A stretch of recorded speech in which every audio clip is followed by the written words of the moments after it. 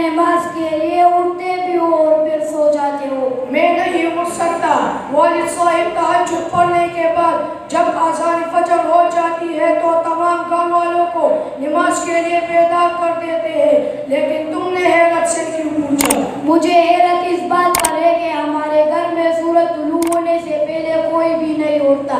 جب سورج چڑھ جائے تو اس وقت میری ماں اٹھ کر چائے بنانے میں مصروف ہو جاتی ہے۔ کیا تم اور تمہارے سب گھر والے فجر کی نماز نہیں پڑھتے؟ یہ کیا کہتے ہو؟ تم نے تو مجھے حیران ہونے کے ساتھ ساتھ سخت پریشان کر دیا۔ تم فجر کی بات کرتے ہو، ہمارے گھر میں تو نماز پڑھنے کا سرے سے معمول ہی نہیں ہے۔ میرا مطلب ہے کہ میرے گھر والوں کو نماز پڑھنے کا وقت ہی نہیں ملتا۔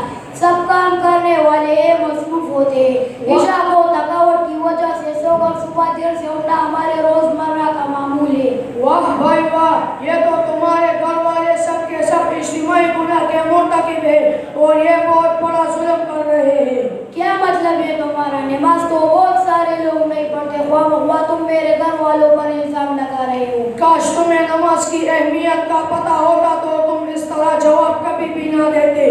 تقریباً 700 مرتبہ کلام مجید میں نماز کا ذکر آیا ہے۔ 700 مرتبہ نماز کا ذکر ہونے کا کیا مطلب ہے؟ مطلب یہ ہے کہ نماز ایمان کے بعد سب سے اہم اور ضروری حکم ہے۔ یہی تو وجہ ہے کہ قیامت میں سب سے پہلے نماز کا سوال ہوگا۔ جب سب سے پہلا سوال نماز کا ہوگا تو اس کا مطلب ہوا کہ نماز سے کوئی شے افضل نہیں۔ ہاں نا، اس لیے تو نماز حضر سفر بیماری سے کسی بھی صورت میں معاف نہیں۔ حالانکہ سفر اور بیماری کی وجہ سے روزہ ثابت ہو جاتا ہے لیکن نماز نہیں۔ البتہ سفر کے دوران 4 کی بجائے 2 رکعت ادا کرنی ہوتی ہے۔ ہم تھوڑی سی مصروفیات یا سر درد کی وجہ سے نماز کو چھوڑ دیتے، حالانکہ یہ تو بہت بڑی گناہ ہے۔ اسی طرح کھیت کے دوران شادی وغیرہ کے پروگراموں میں اور دوسری معمولی درجے کی مصروفیات کے بنا پر مرد و عورتیں کئی اوقات کے نمازیں چھوڑ دیتے ہیں۔ یہ امت کے لیے بہت بڑا المیہ ہے۔ اگر ہماری طرح گھر کے تمام لوگ اجتماعی طور پر نماز نہیں پڑھتے تو کیا یہ اس گھر کے زوال کا سبب ہوگا؟ اگر تم ان روایتوں پر غور کر لو جو حضور صلی اللہ علیہ وآلہ وسلم نے رحمت للعالمین ہونے کے باوجود سخت الفاظ کے ساتھ کہے ہیں تو تم خود ہی اپنے گھر کے بارے میں فیصلہ کر سکو گے۔ فرماتے ہیں جس کا مفہوم ہے کہ جس کی ایک نماز بھی فوت ہو گئی گویا اس کے گھر کے لوگ اور سب مال دولت چھین لیا گیا۔ وہ کیا ہے؟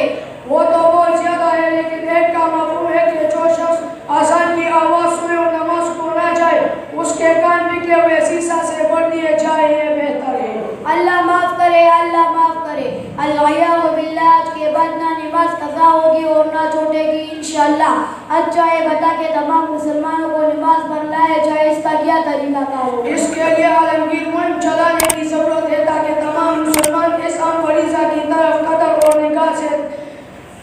نگاہ سے دیکھتے ہوئے ادا کرنے کا اہتمام کرے۔